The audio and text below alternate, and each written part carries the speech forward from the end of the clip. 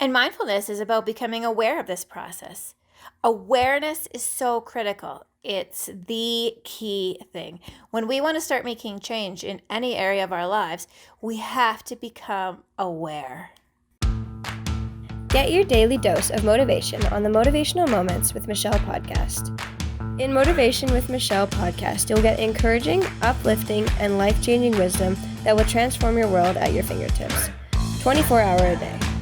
Get a fuller, deeper revelation of the tools you can implement to see incredible transformation in your life from Michelle Newstedter's powerful teachings. Tune in whenever you need to be edified, uplifted, or a dose of motivation, no matter where you are. Subscribe to Motivational Moments with Michelle podcast with Michelle Newstedter today on Apple Podcasts, Spotify, or SoundCloud.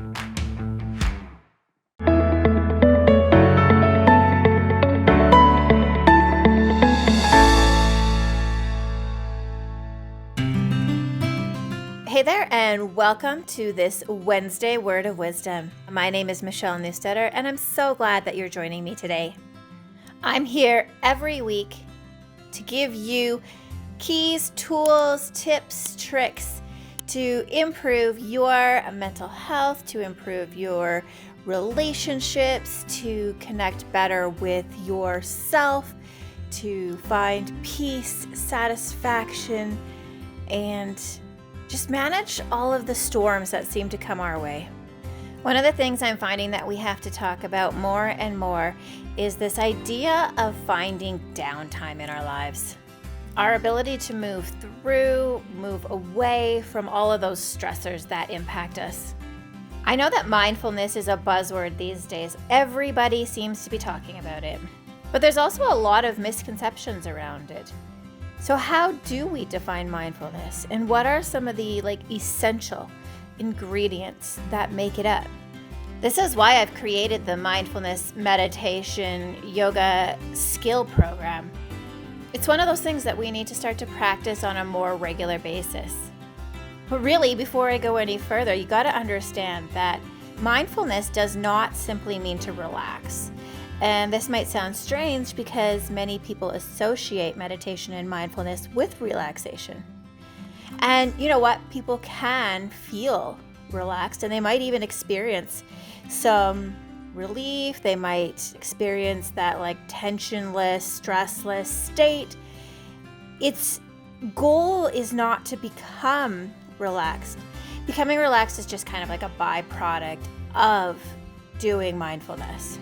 And despite the fact that mindfulness has its roots in Buddhism, it's not a religious practice. Some people think that doing mindfulness is a way to not think anymore, and that's really not what we're going for when we're being mindful. In fact, our brains are working all the time. We're thinking, we're processing information all the time, and we don't want to shut that off. You could say, though, that mindfulness is keeping one's basically complete attention to the experience on a moment-to-moment basis in kind of an open and non-judgmental way. It's really about getting in contact with the present moment.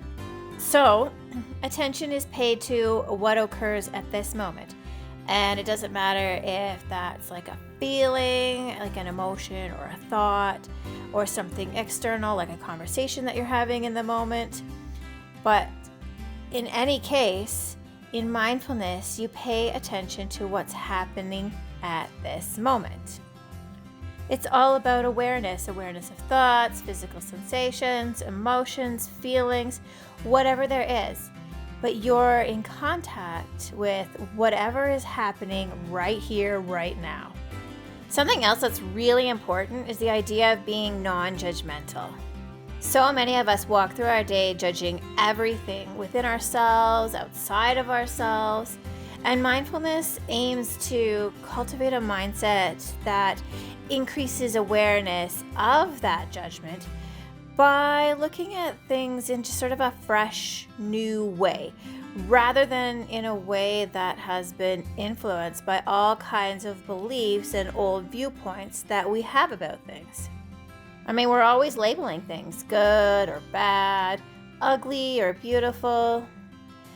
in itself, there is nothing wrong with judgments, but when we're unaware of the fact that a judgment is, subjective, it can create problems because we sometimes start to confuse reality with the judgment that we're making.